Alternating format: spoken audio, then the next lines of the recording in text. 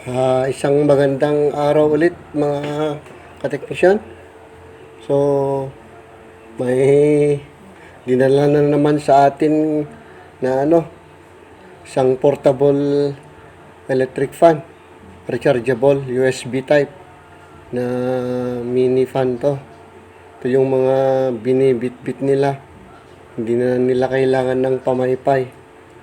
So, dinala nila dito tong fan. Tanggal na yung takip niya. Bale, binuksan nila. Hindi naman nila kayang ayusin, kaya dinala dito sa akin. Siguro nila kaya may kabit kasi maliliit yung pyesa nito. Itong charging pin niya natanggal. So, okay pa naman tong niya, PCB niya. So, ibabalik natin yung charging pin niya. Galing dito sa kapitbahay namin. So, itong pin ng kompleto pa naman, walang putol. So, napuwersa siguro yung pagsaksak nila ng charger. Bale, lithium ion battery ang baterya nito. Wala dito, hindi kasama yung baterya. May battery compartment kasi to, hindi nila naisama yung baterya. Pero gawin natin ng paraan mamaya para matesting. So, gawin natin, ididikit muna natin yung charging pin nito. So, tingnan natin yung muna, PCB, kung may punit na yung yung foil pattern niya. So, focus muna natin itong camera natin. Medyo malabo. So, yan.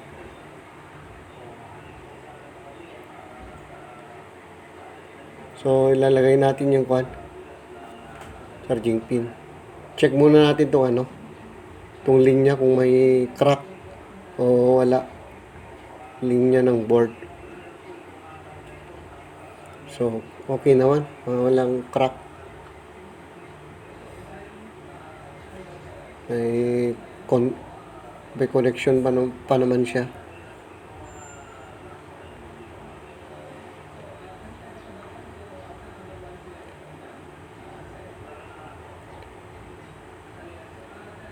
Ito yung niya, charging pin. Napakaliit nito. Buti dito sa camera, pag sinuzum mo, mas clear na makikita yung linya. Kaya dito ako sa camera nakatingin. Pag diretsahan, wala, hindi masyadong makita. Maliliit yung linya. So, lagyan muna natin ng konting linang yung board. Saka natin lalagay itong charging pin. Bali, ang nito, supply nito, yung pin na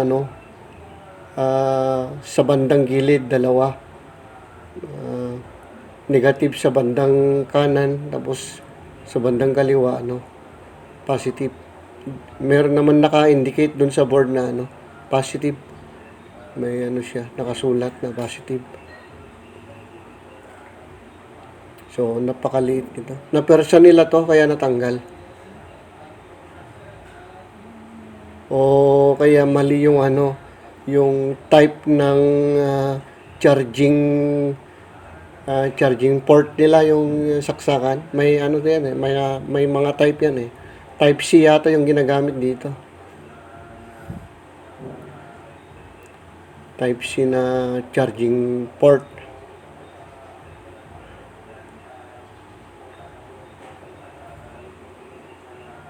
So, dikit natin mabuti yung yung metal part ng ground para matibay.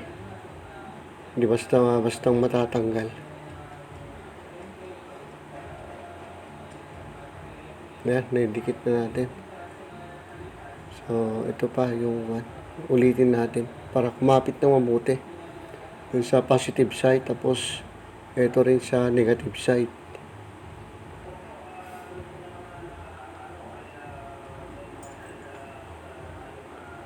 So, napakaliit yung terminal niya.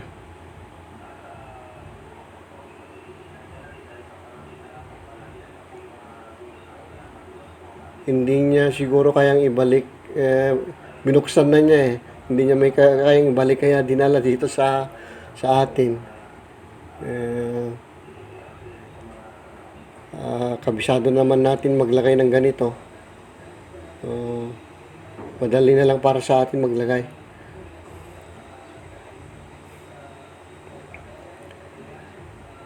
Nidikit na.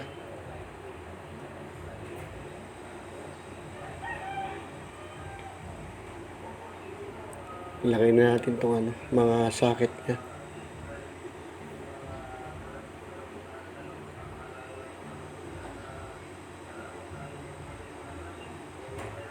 So, ilagay natin yung socket ng baterya. Saka yung isang socket naman, papunta dun sa fan. So, wala yung baterya niya. Ngayon, power supply muna gagamitin natin pang testing. Naiwan niya yung baterya sa bahay nila. Hindi nadala yung baterya.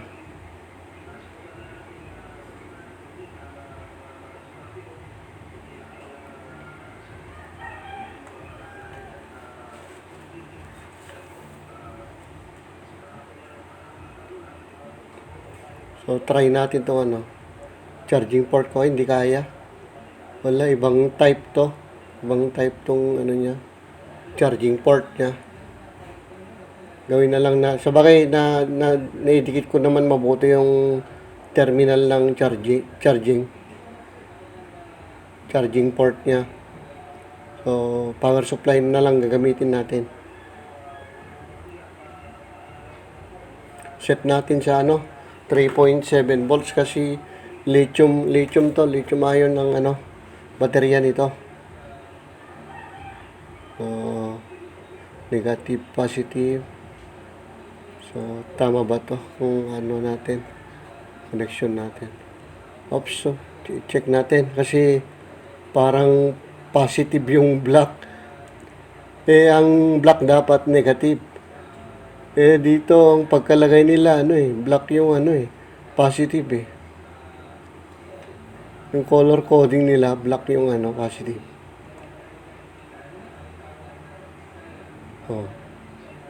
Black yung positive.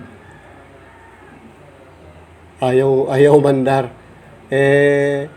Trinay ko kasi wala namang problema, may diode naman doon may nakita akong diode. Hindi yan. Hindi papasok yung kuryente pag baliktad. May diode dun sa positive side.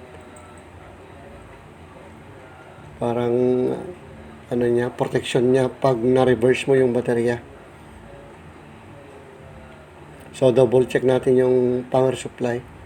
Ay, yung yung positive side niya. So, ito diode to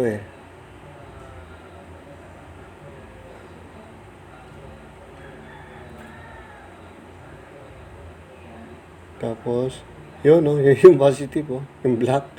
Yung black talagang positive.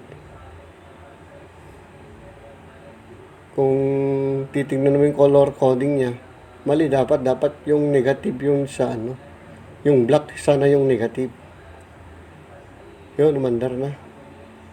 So, okay na. Mandar na. Bale, ang problema lang nito yung charging pin natanggal. Hindi makapag-charge. Hindi niya ma-charge yung baterya niya. Kaya dinala dito sa atin.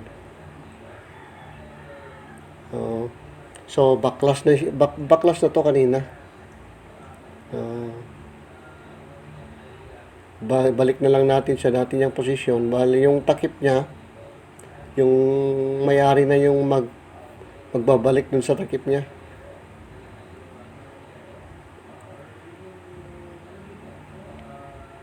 Ayaw talaga tong yung iba to yung port niya, ibang type C yata to ginamit nila. Hindi pwede yung basta-basta charger lang. So, lagay natin yung push button. So, Tapos tong circuit board niya, pwesto na natin para yung cover na lang ang ilalagay ng may-ari.